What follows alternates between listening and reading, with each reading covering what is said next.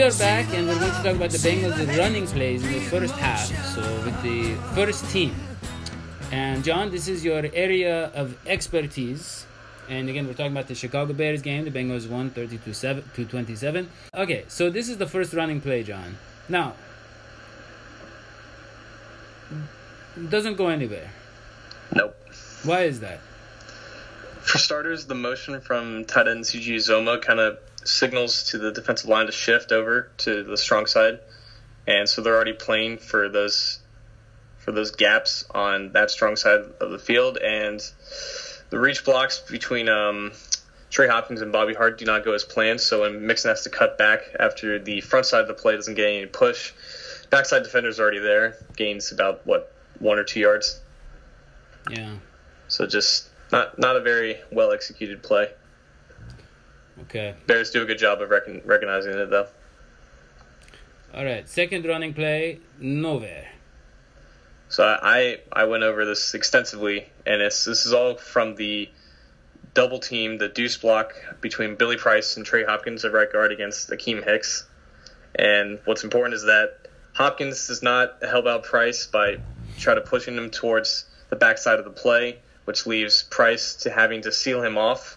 And Hicks is a longer player than Price, so he wins with that length and kind of separates him from Price, which allows him to stay on that gap, which allows him to fill it. And Hopkins moves up to the linebacker, which is what happens on a combo block and a deuce block. He moves up to the linebacker but doesn't get any push on him, so there's just no room for Mixon to go here with those two miscues occurring. Yeah. All right, third running play. We have a little bit of production. Finally, some movement from the front side allows Mixon to cut back and work with some much-needed space. Good blocks by Uzomah and Cordy Glenn to free up some space for him. But that's moving, and you're going to see a lot more of that probably during the season on the left side rather than the right. And we got Giovanni Bernard in there. Yeah, so Clint Bowling got destroyed off the snap against Eddie Goldman. And this forced Gio to cut back, but luckily it was a pin and pull, so you had Billy Price and Corey Glenn moving in sync, pulling towards the outside in space and getting good seal blocks. But the Bears recognized it. Safety came scraping over the top and met Gio for about a 2-yard gain. That is pretty good quickness for Price. Right. You don't see that. You wouldn't have seen that speed in the open field from Russell Bodine. Billy Price is a much better athlete in space. Russell? I don't. Yeah, Billy Price looks like a competent center. At least on this play, he does. Yeah. So, really, I mean, the passing game overall looked really good. I love the feistiness of Giovanni Bernard. I mean, who else? He always finishes those runs with power. He's not afraid of anybody. Nope. All right. So then on this play. So I think Dalton optioned for a run rather than a pass because he saw the light box from the Bears. And they're just going to run a simple little inside zone towards the right side. And what's important here is that the right side from Bobby Hart and Trey Hopkins got very good push off the line.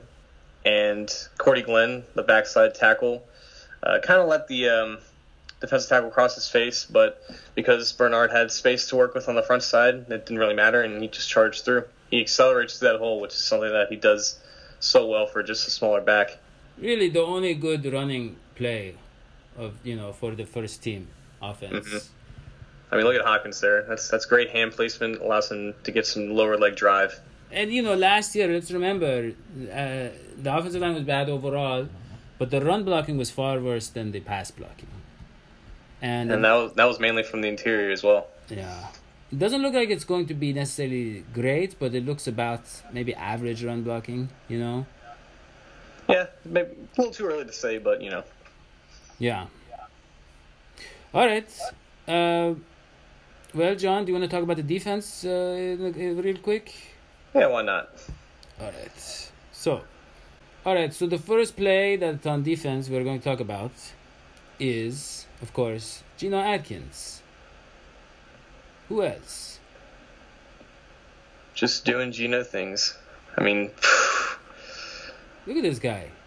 that's unfair. This is what I would look like if I were blocking in the NFL. Yeah, really, is there that much of a difference? Look at how he makes this guy look. Look at this guy look. Look. I mean, you would have been thrown back 10 yards instead of just falling on your face. Oh, that's true. But But this guy, look, he looks like he slipped on a banana peel or something. Look at that. That's hand strength, man. I mean, he's got hands above eyes, which allows him to get leverage, and then he grabs a hold of his chest plate and just tosses him aside. And now some people were saying this is, head, neck area should be roughing penalty. But they don't understand, he didn't mean anything by it. He's a sweetheart. Plus, I don't, unless Gino just bends around at the very end, and it's the only way you can kind of touch him in the first place, so yeah. I think that's why they just let it go.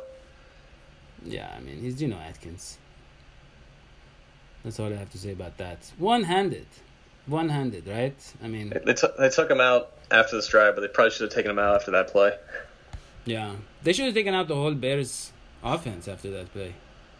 Yeah, 64 has to call Gino his dad now. Yeah, that was crazy. That is Gino Atkins. Veteran defensive lineman who we love, Carlos Dunlap. Again, John, one-handed.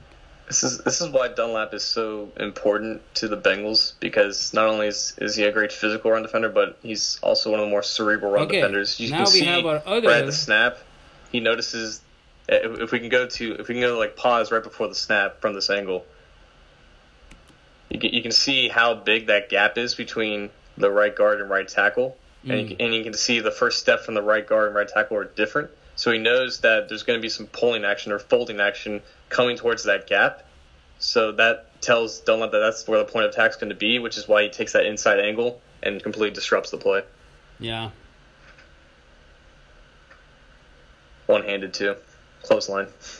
It's crazy. These guys are so talented. We got to keep these guys together forever. I really feel that way. There's just no reason not to. Okay, so this is Carl Lawson time. He didn't get the sack, but look. I mean, you might as well have given him the sack. If Carl Lawson is Von Miller there, he might get the sack, because Carl Lawson for all his greatness that he does not have the ankle or hip flexibility that allows him to get under that tackle and bend around the edge like that. But you can see he's so good at establishing that edge. You see that just the outside arm just stabbing down the tackle's outside arm, which allows him to kind of get to the corner, but he's just not the guy who's going to be able to finish around there. But you can see the hustle at the end of the play. I think he actually hit the ball here on the throw, which is good. Yeah. Well, I mean, you're right. I mean, he doesn't beat this much larger tackle, but I mean, I love how he immediately look how he catches up. Yep. This guy's so good. He's a fast dude. He's a fast dude, and he's so big. And again, John, it's so weird. Everybody's talking about how, after he came on our show, it's like now he's going to be a every down kind of defensive player. And because we talked to him about that. We said, Carl, you should be an every down defensive player. And then he took our advice and he worked on his game. Right. It's so weird, John. Like we do a lot for you guys. All right. For the fans, for the team. And we're not even on the Bengals payroll. I mean, No. Yeah. But really, to be honest with you, I don't know how many of the Bengals employees are. I think they're mostly interns. I think maybe just Marvin Lewis has a salary, maybe a couple other guys, but that's just the way Mike Brown operates. So now I want to go to the second half, John.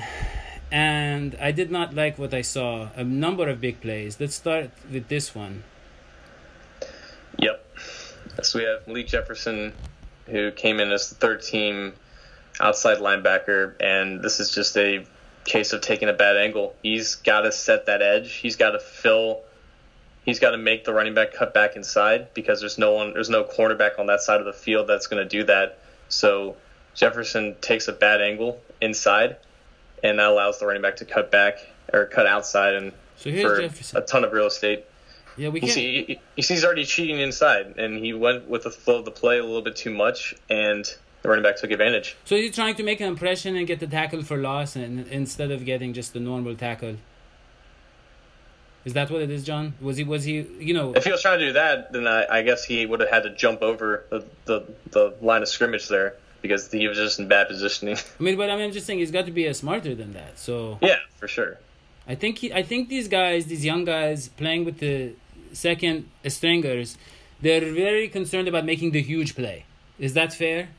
Yeah. Because Jefferson, they want to be bumped up, to the first team, Yeah, and that's a good point. Jefferson's whole problem at Texas was, he just didn't grasp the mental concepts of playing linebacker quick enough. But once he was let loose and allowed to just make plays on his own, he let his athleticism take over. You have to make plays like this. You have to take the right angles.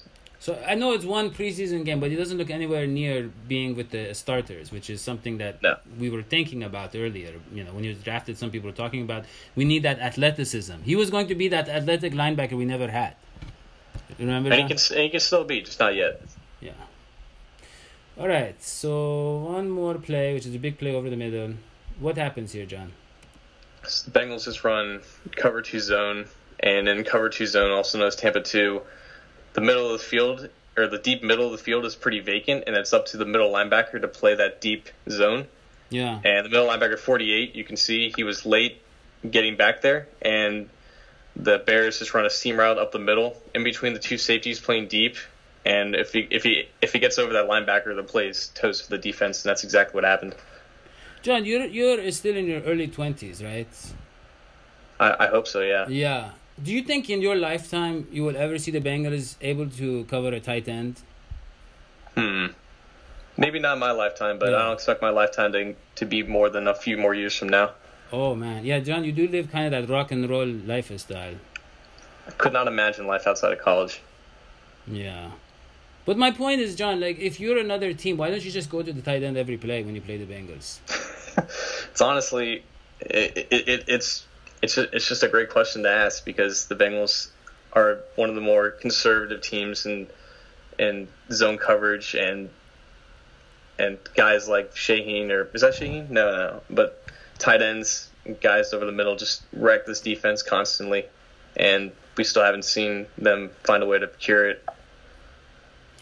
Well, that is, I don't want to close on such a negative thing, but the good news is that was the second team. So the first team, the defense looked good, the offense looked good again, except for the running game. But like you said, Akeem Nicks is a formidable player. It's the first preseason game. Overall, John, I was pretty pleased with what we saw. I think the John Ross mistake was basically the only thing that we can't have happen. So I was pretty happy with the results. I was too. There's still some kinks that some of the younger guys need to work out, but overall, offense looks sharp and first team defense looked really good. Yeah, so we are going to try to cover all the NFL preschool games with John Sheeran. And we'll see you next time. So long, sweetie pies. Don't give me no hand-me-down.